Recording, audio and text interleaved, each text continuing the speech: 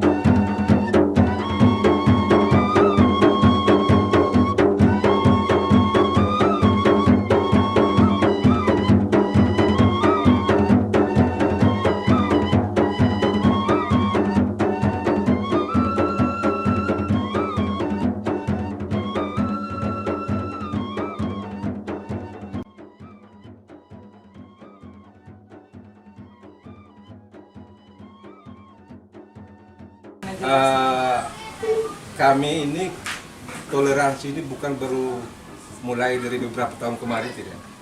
Toleransi ini sudah dibina langsung oleh orang tua kami sejak dulu. Karena kami ini masih ada hubungan kawin mali antara Islam dan Katolik. Di dalam rumah ini, saya punya tante, saya punya bapak, punya saudari kandung, itu satu dapur. Yang dapurnya saya sebelah kanan, dapurnya bibi saya sebelah kiri. Itu Islam, yang saya sebelah kanan. Tapi tidak ada istilahnya menyampaikan hal-hal yang kurang menyenangkan untuk mereka. Itu tidak pernah terjadi di sini. Dan ada banyak contoh yang sudah kami lakukan di sini. Contohnya macam sekarang mau dekat Lebaran, ya. Bulan puasa. Itu kami pas bulan Mei, bulan Meriah, ya, bulan Meriah. Itu orang di sana boleh ajang, tarawih. Kami sembahyang macam biasa. Kalau di tempat-tempat lain mungkin suruh pergi tegur. Kalau kami tidak. Kami tidak pernah, kamu jangan terlalu besar. Begini, suaranya, kecilkan suaranya. Kami tidak pernah seperti itu. Karena kami anggap yang di sana yang menjalankan ibadah ini bukan orang lain. Kami punya keluarga, kami punya sanak saudara, kami punya om, kami punya tante mungkin yang ada di situ yang sementara menjalankan ibadah. Terus yang berikutnya kami biasanya kalau mau takbiran itu tahun ini katanya pusat di Masjid Mokota. Itu pasti yang remaja Islam dan Katolik itu harus kerjasama.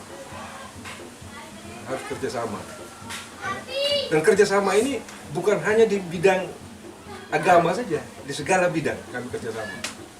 Dan tidak pernah menyatakan, kamu ini jangan, ini haram, yang ini halal.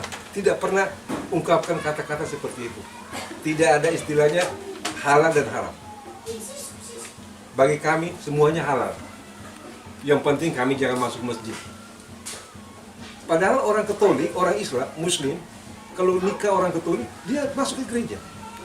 Dan tidak pernah ada larangan, yang Katolik, yang Islam tidak boleh masuk gereja. Kami tidak. Masuk macam biasa, duduk berdampingan. Saya bilang, karena dia datang duduk, dia punya hak, punya wujud tersendiri. Hadir orang nikah, dia punya wujud tersendiri. Nah, jadi di sini ada banyak contoh yang sudah kami lakukan di sini. Macam Lebaran, Hari Raya Lebaran. Keluarga, ada berapa keluarga di sini, mengundang semua orang Katolik, kita makan secara bersama-sama di sini, di Pohon Beringin. Sebaliknya juga begitu, Natal ataupun Tahun Baru, kita makan secara bersama, kita undang semua keluarga yang dari Muslim, kita makan sama-sama, makan apa adanya. Kebersamaan. Jadi kebersamaan ini bukan baru sekarang, sejak dulu. Salah satu contoh pembangunan masjid di Nuwakota ini, di desa ini, itu sebagai penggerak itu kami orang Kristen. Kami yang dari Kristen mengajak saudara-saudara kami, mari kita sama-sama bangun. Sejak peletakan batu pertama sampai dengan pengecoran, itu semua kerjasama. Ada sumbangsi, baik materi maupun dana, itu kami sama-sama menyumbang. Dan panitia, di dalam panitia pembangunan masjid ada orang Katolik. Ada orang Katolik yang sebagai pengurus di panitia pembangunan.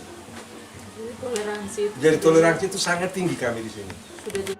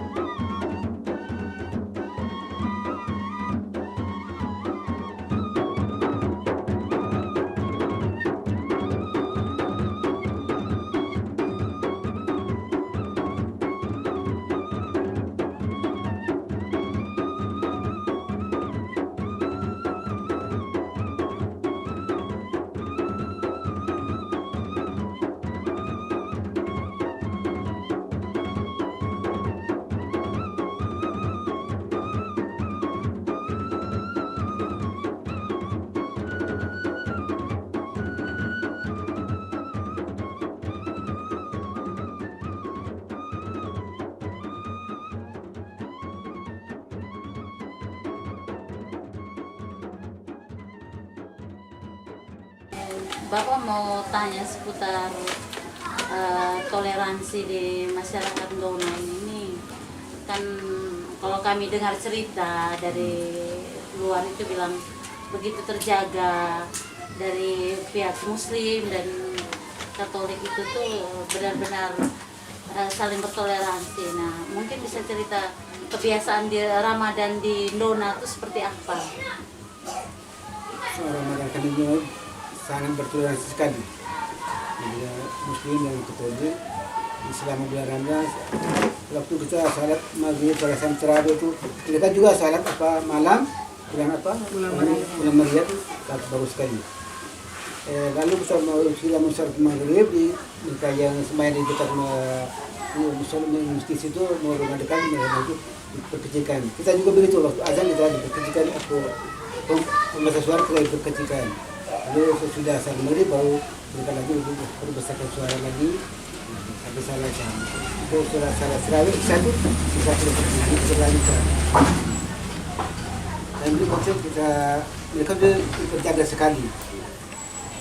Kebetulan Ramadan itu berapa lalu itu saya di sini ada dari Safari Ramadan dari Bapak Kiai Alifur datang. Mereka juga dekat berapi di dalam masjid, berkeliling masjid mereka dengar juga. Mereka bagus sekali, bagus selama itu bagus sekali. Dia bersih satu agama. Dari sini bagus baik sekali lalu yang berikutnya, bagaimana kita membuat komunikasi di sini bersaudara, adik kakak saudara, adik Muslim, adik Katolik, bersaudara perempuan juga. Baru sini kan ada yang mungkin masuk Katolik, kita juga tidak saja. Yang penting mereka betul-betul laksanakan agama yang anti itu. Yang satu masuk agama dan dia ambilkan saja. Yang penting apa? Ambil dia dapat perempuan, sudah dapat dia lagi. Ada juga di sana. Jadi memang toleransi itu sudah dari zaman dulu. Oh, zaman sebelum absolut sekali. Saya juga mama Katolik. Jadi mama Katolik, anak jadi imam. Katolik, anak jadi imam. Iya, iya. Bapak bisa bantukan ulang lagi sedikit sapunya mama. Sapu mama itu Katolik.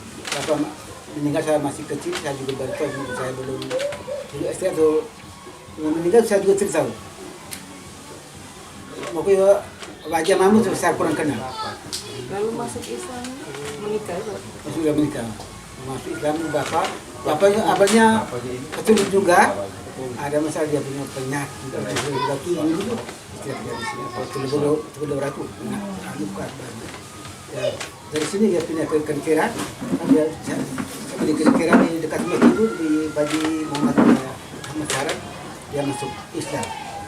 Dia berbasarkan dia di Ramadan dia masuk Islam, lalu dia ambil lagi perempuan di sana di Kenkera, perempuan itu masuk Islam. Jadi ikut saya foto sedikit. Bapaknya ini, bapaknya Pak Imam ini, itu dia punya nama itu Stefanus yang pertama, Katolik. Bapaknya nama Stefanus. Setelah dia pindah di Kanekira, dia masuk Islam. Terus neneknya daripada saudara Iksa, anak Iksa ini, itu juga Katolik. Katolik. Setelah itu baru masuk Islam. Di buku permandian, di catatan permandian di gereja itu masih ada.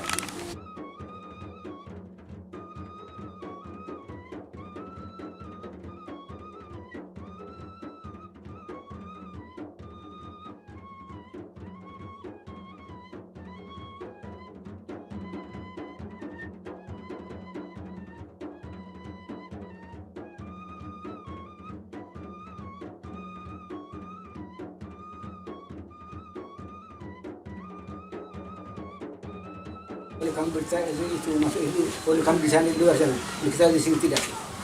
Dengar. Kita baku himbau kita jangan ikut sama orang di luar masuk di sini, pengaruh yang begini yang tidak beragama tidak sini tidak. Kamu boleh kamu yang apa itu di sana saja. Ya, boleh kamu di sana, kita di sini. Tidak mungkin masuk sini ke Dona sih. Masuk juga masuk kita tidak hidup di sini. Kita tidak terima mereka masuk di sini. Kita lihat di televisi melalui media yang lain, kita rasa tergores. Ya, kok toleransi kita di desa ini boleh memupuk toleransi itu sedemikian rupa, tetapi yang di kota, yang di pusat, kok toleransi itu dicoret. Ini yang sampai tidak habis pikir kita, masa kami yang ya kurang mengerti lah, kami kurang paham dengan masalah-masalah itu, tapi kami sangat terasa kesian. Ya, toleransi yang semua orang sudah gembar-gembur kiri kanan, tetapi akhirnya juga dicoret oleh beberapa orang yang mencari kepentingan, mencari kedudukan. Itu yang sangat-sangat kami tidak setuju. Jadi jangan bawa nama orang desa ya. Iya. Orang desa sebenarnya. Dan akhirnya kalau sudah terbawa, akhirnya hanya mereka mau menjual. Kami berjuang untuk masyarakat ini, masyarakat yang mana yang kita tanya? Atau kelompok yang mana yang kamu perjuangkan? Jangan sampai hanya omong kelompok ini, masyarakat ini, tapi untuk kepentingan pribadi, konsumsinya pribadi. Makanya kami sangat-sangat rasa prihatin dengan adanya yang sekarang isu agama, segala macam isu yang muncul di televisi. Kami rasa-rasa karena ya kami tidak bisa berbuat apa-apa ya, karena kita ini jauh. Hanya kita minta, mungkin sewaktu-waktu, hanya kita minta di Enel jangan terjadi hal-hal yang seperti itu. Kalau bapak bisa simpulkan gitu, sampai terbina terawat dengan baik di sini itu, yang paling penting dari sebuah arti toleransi itu apa? Rasa saling mencintai sesama manusia kah atau? Begini Ibu, kita rasa yang paling pertama itu sesama manusia, hidup harus cinta kasih. Itu yang pertama, intinya hidup cinta kasih. Cinta kasih mungkin ajaran dari, saya rasa semua ajaran itu sama, cinta kasih sesama, cinta kasih antara sesama. Sehingga kalau sudah kita timbul rasanya seperti cinta kasih antara sesama, saya rasa bahwa klaim ini saya punya, ini kita punya, saya rasa tidak mungkin terjadi. Pasti kita akan bicarakan, oh ini kita punya semua. Tidak ada bilang ini kamu punya, ini kita punya. Tidak, semua ini kita. Agama apapun itu adalah kita punya milik. Kita hanya berbeda pada saat pelaksanaannya. Tetapi tujuannya kita hanya satu, yaitu kepada Tuhan yang Maha Kuasa. Itu saja, kepada Sang Pencipta. Jadi kami dari Katolik, dari umat Katolik, kalau kami di Dodan, meninggal siapa saja. Kau antara meninggal kau orang Katolik, orang Islam, semua itu berbau. Dan kuburan orang Katolik dan orang Islam itu berdekatan. salah satu contoh saya punya keluarga. Sebelah atasnya saya kasih lahan yang sama. Sebelah atas saya kasih yang Muslim, sebelah bawahnya saya kasih yang Katolik. Dan saya sendiri korbankan lahan untuk kasih saya punya keluarga. Daripada saya punya keluarga, baik yang Islam maupun yang Katolik, waktu meninggal kita harus minta ngemis lagi di orang yang punya pemilik lahan untuk kubur saya punya keluarga. Jadi saya dengan rela saya berikan tanah itu sebelah atasnya untuk orang keluarga saya dari Muslim, sebelah bawahnya untuk keluarga yang dari Kristen Katolik. Ya, baik sudah Bapak. Terima kasih.